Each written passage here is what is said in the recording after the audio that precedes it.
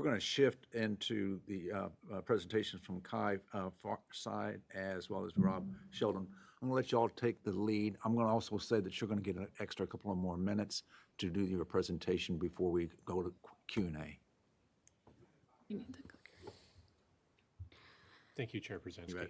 And just for the record, since you probably haven't given testimony before, if you'll just identify yourself for the record by name and then your presentation, please. Thank you, Chair Brzezinski, Vice Chair Thatcher, and members of the committee. For the record, my name is Kai Fireside. My name is Rob Sheldon. For those that aren't familiar, we'll first do a brief overview of how the system works before we speak on what we were invited here.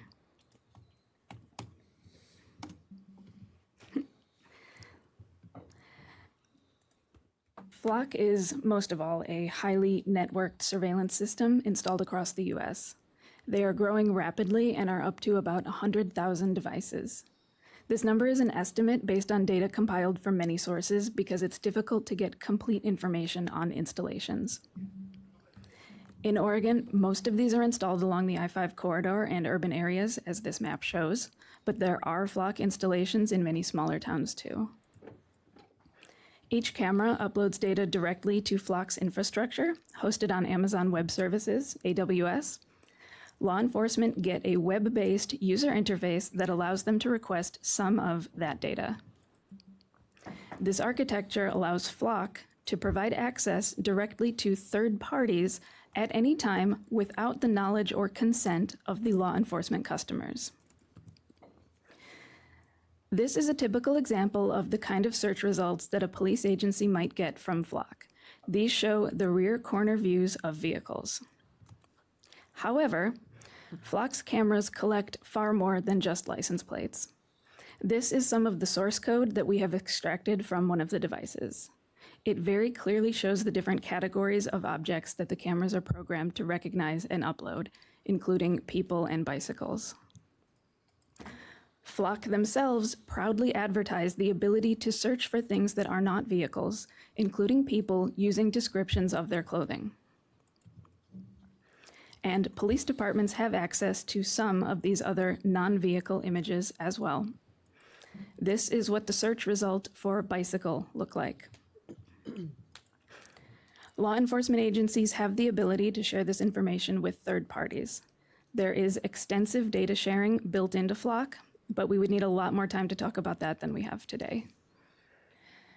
The vast amount of data collected, combined with a powerful search interface and a lot of built-in data sharing, create a lot of opportunities for abuse.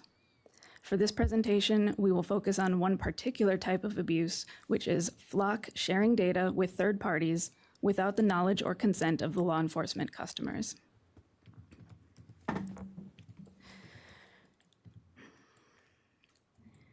It is extremely difficult to get information on abuses of Flock. The only oversight built into the system is the search reason field in the search interface. Users are supposed to enter some text here to get results. However, they are not required to enter a specific or true reason, and nobody is enforcing adherence to policies here. Journalists have used public records requests to examine this data for abuses. The search reason provided is most often something vague like investigation. Sometimes there's enough metadata available to uncover cases of abuse. The groundwork for Flock's cooperation with federal agencies was laid early in their development. They had MOUs with fusion centers by October of 2020. In June of this year, in response to investigations of search audit logs, Flock said they removed direct access to Flock data for federal agencies.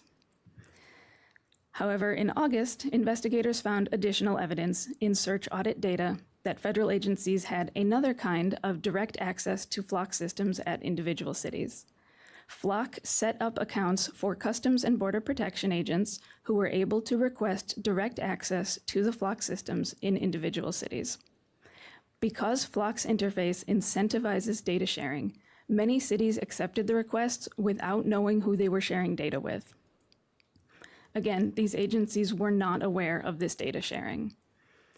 Flock described this as a pilot program and subsequently discontinued it in August in response to national reporting.